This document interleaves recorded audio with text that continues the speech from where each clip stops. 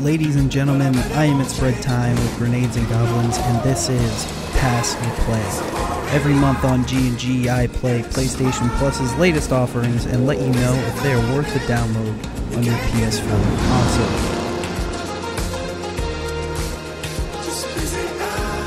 We've got 4 games this month to get through, so let's get started right away with Telltale Games' Tales from the Borderlands.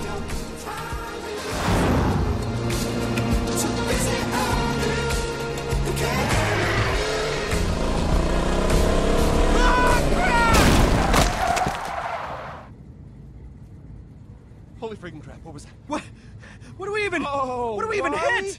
Why? Oh, I hope that wasn't like a really ugly person. Would you cross right there? Another story of immense fortune and unthinkable peril. Well, Let's start with the burning question. Should I play it? Well, It's, it's complicated. Telltale Games has a formula. Take a franchise, apply an original story where you talk to characters and make various choices, have those choices minutely change the story over a 5-episode arc, repeat ad nauseum.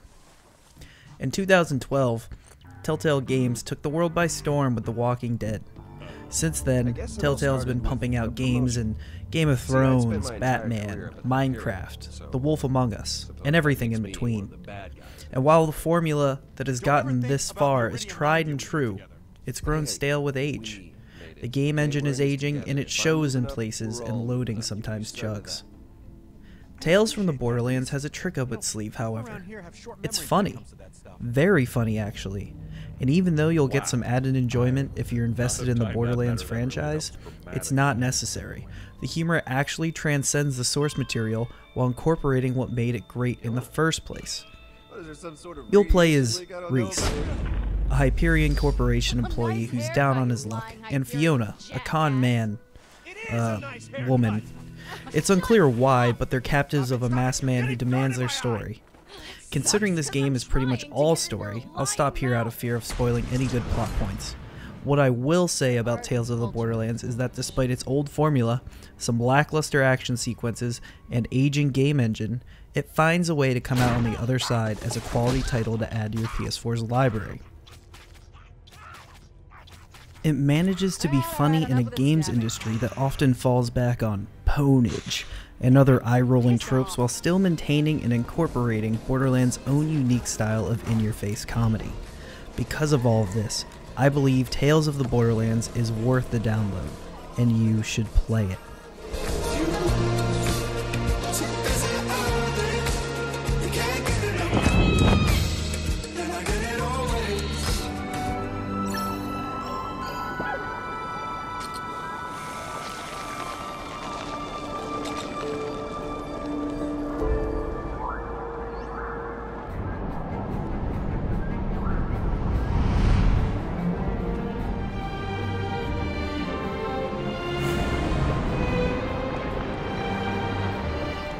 ABZU is a game about fish.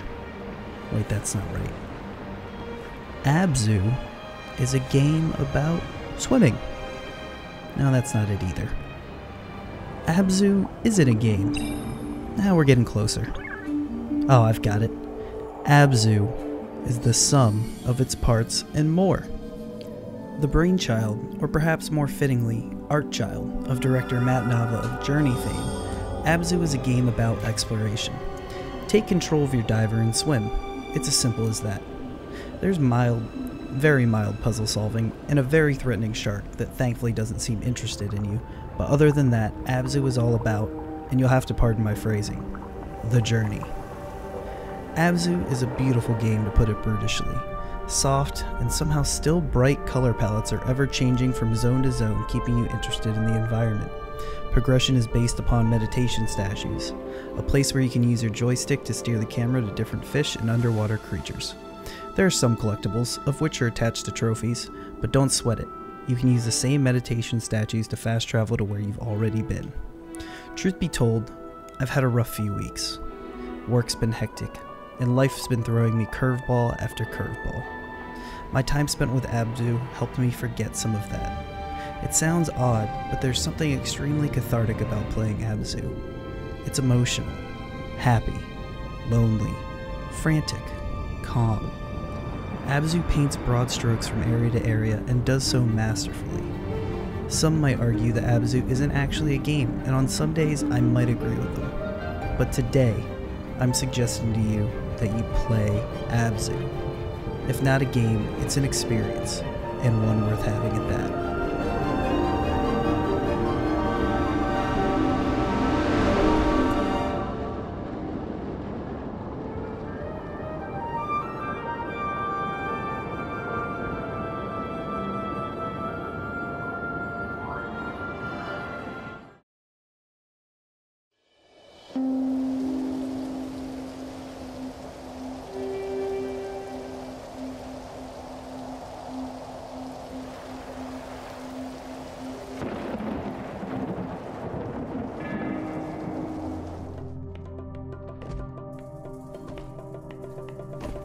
Typewriter is one of our Vita offerings this month with cross-play functionality. Typewriter is a self-proclaimed game documentary based around puzzles and platforming of various letters, typography, and fonts. You take control of a colon, or maybe an umlaut, and traverse levels while collecting information and history about the very letters you're traveling over. For those of you in school with an interest in design, Typewriter could very well be a worthy undertaking. For me, however, it felt like I was playing a school project. I don't want to sound like I'm ungrateful, because I believe games are a fantastic way to communicate and learn new material. But in this case, the source material didn't interest me enough to keep playing.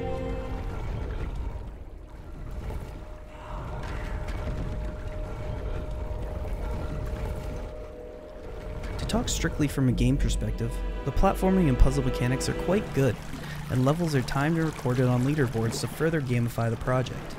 Your avatar has a good heft and weight, and the physics work expectedly as a result. All that said, Typewriter just isn't a game for me. For some of you, I could see it hanging around on your Vita for a session or two here and there, but as a PS4 title, it doesn't cut the bill. I'll have to pass.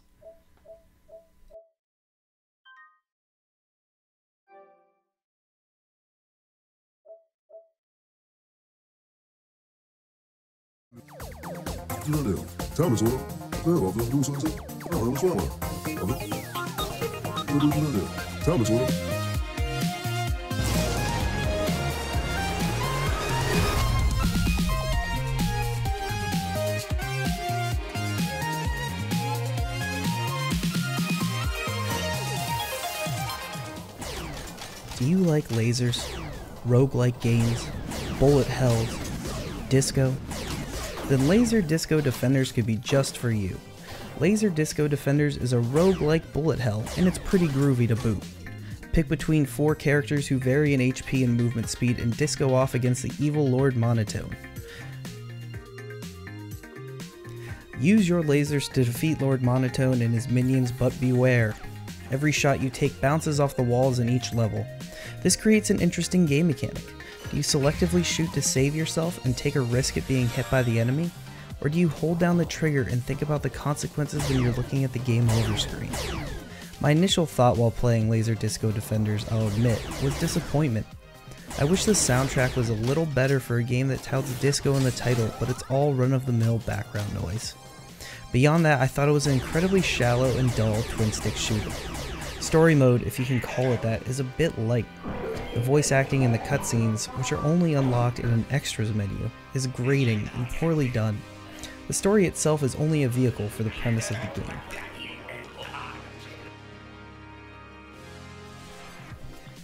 But here at G&G, I like to champion gameplay, and Laser Disco Defenders is undeniably fun and challenging. It has the just one more factor that games like Rocket League capture so well. When I die, it's my fault, and I feel like if I just have one more shot, I can run the table. Progression comes through new outfits, which give your characters different types of weapons and powers, and separate usage-measured power-ups can be found via random drops.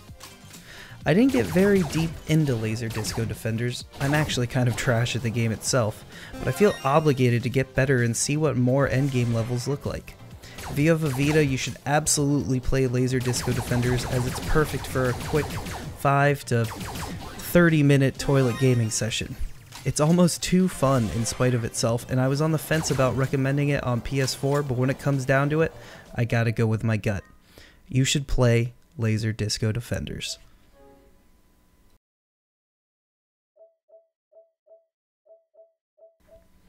That's 4 games in the book, and that's May's Pass or Play in the books. For those of you in EU who got Alienation instead of ABZU, let me know if you want to see that covered and I'll pick it up and do a review. Again, if you like what you saw here, please do remember to like, subscribe, share, and tune in next month for Pass or Play. It's Bread Time. This is Grenades and Goblins. Stay toasty.